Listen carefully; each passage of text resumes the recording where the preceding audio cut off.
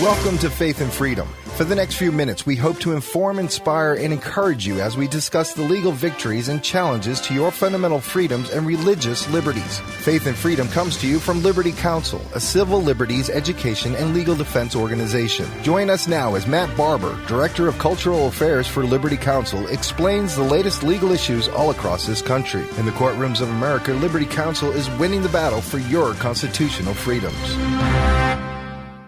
The ascendancy of conservatism. It's needed today more than ever. I'm Matt Barber, Vice President of Liberty Counsel Action In for Matt Staver. And joining me is Tim Goeglein, author of the book, The Man in the Middle, an inside account of faith and politics in the George W. Bush era. And Tim was for 8 years with the White House as a special assistant to President George W. Bush, as Deputy Director of the Office of Public Liaison, a senior fellow with the Heritage Foundation. Today is VP for External Relations with Focus on the Family. We've been visiting with Tim all week on Faith and Freedom. Tim, we've gone over parts 1 and 2 of your book. Today and tomorrow, I would love to dive into the third part of your book. I asked you off air before we started to give me the nutshell of the third part of your book, The Man in the Middle. Again, what is, in summary, the nutshell of the third part of your book? Matt, the third part of my book, if I had to break it down as a nutshell, is that conservatism has never been more necessary, it's never been more needed than it is now. Conservatism, as I said in a previous interview, is not a political program. Yes, there is a remarkable political program that conservatism feeds.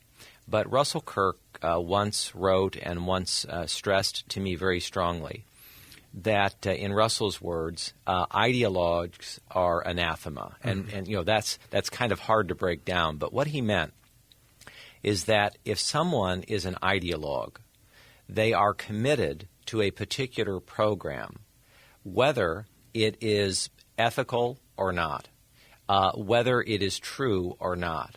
In other words, that we should support something because it seems to be our team or our side. You know, this is a very bad reason to support anything. And may I say that this is the reason that conservatism at its roots is not revolutionary. You know, we're not about pulling things down forever and ever and ever. That's not what conservatism is about. That's what the left wing is about. Sure. Conservatism, Burke said, Edmund Burke, the great statesman and, in my opinion, the most important Anglo-American in one sense. He was Irish, but he had a very strong sense of conservatism, the most important conservative in my view. And he once said that conservatism is that you reform in order to preserve. And the sense is the things worth reforming are the things worth preserving. Yes, conservatism is about tradition. But if something is a bad tradition, we ought to get rid of it. Yes. That's what he meant. So in my opinion, we have never needed reform of our central institutions more than we need them now. And by the way, this is consonant with our founding. James Madison, Thomas Jefferson, Benjamin Franklin, George Washington, Gouverneur Morris, these were great men. They didn't agree on big things. They didn't all agree that we should have a constitution. They did not all agree that we should have a national bank. They disagreed on very big things. But what they did not disagree on is the essence of conservatism. Here's what they agreed on. They said that liberty came not from government. You know, those were fighting words in the 18th century. Right, sure. Right. That liberty came not from a monarch.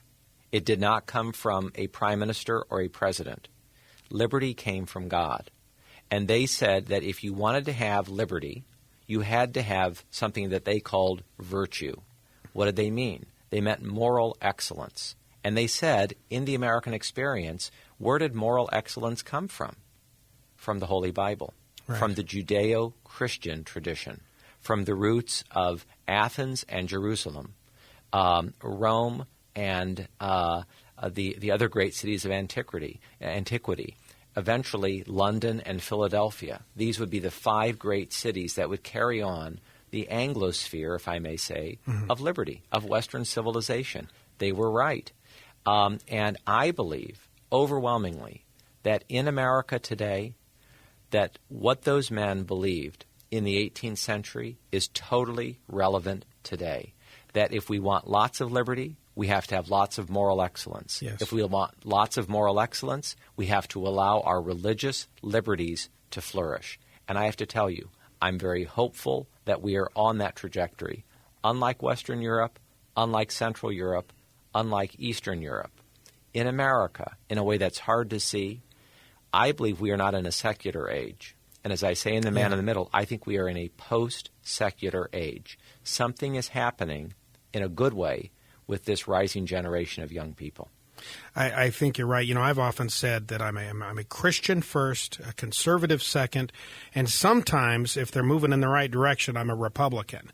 I think the conservative viewpoint of liberty, as you point out, and the progressive or liberal viewpoint of liberty are two entirely different things. I like that you address the importance of moral excellence, because liberty, apart from or counter to and in conflict with biblical principles, God's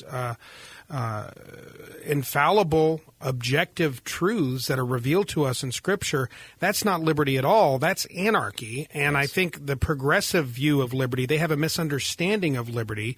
They really embrace anarchy and relativism, moral relativism, and what I call moral anarchy, or in oftentimes sexual anarchy, because it seems that issues of marriage and family and sexual morals and mores and so forth are at play in this conversation.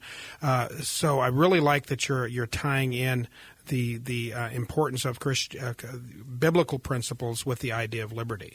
The two greatest influences on our founding fathers, and therefore the two greatest influences in the creation of America as we know it, were the King James Version of the Bible and the Book of Common Prayer. These two incredible resources are the greatest expression of Christianity in the English language. And they are the basis of our Constitution. They are the basis of our Declaration of Independence. Our founding fathers were a remarkable group of men. They were multilingual. They were highly literate. They knew history. They were preoccupied, especially with the Roman Republic and the history of liberty.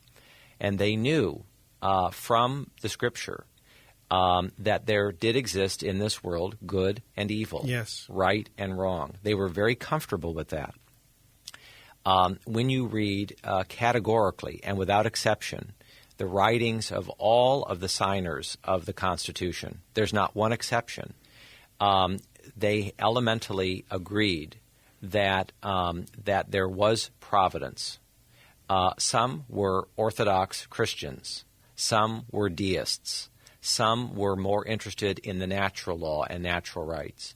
But overwhelmingly, in the country that they were formally creating, the men and women of America in the 18th century, in the 19th century, in the 20th century, and in the 21st century, even today, people in this country overwhelmingly believe that the basis for right and wrong, good and evil, what should be done and not done, are contained in the Holy Bible.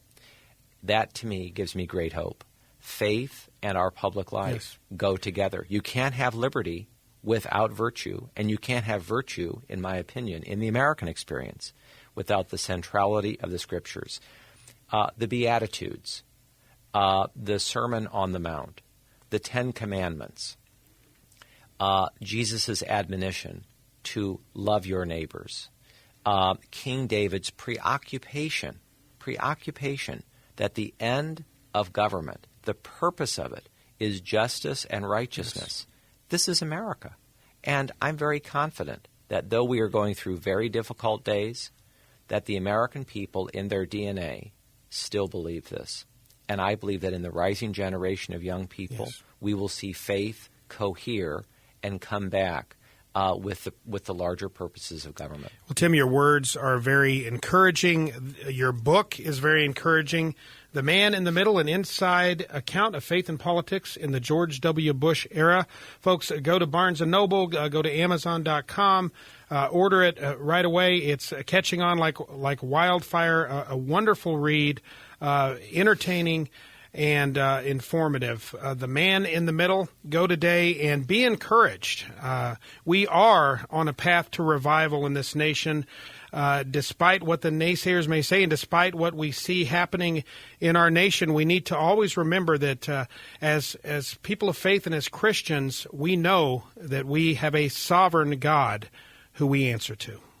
You have been listening to Matt Barber of Liberty Counsel. We hope that we have motivated you to stand up for your faith, family, and freedoms. We can accomplish a lot when we work together. Get informed and get involved today. Sign up for our free monthly newsletter, The Liberator. We will send it out to you free of charge. Stay informed with our Liberty Alert email updates. Just click on the website at www.lc.org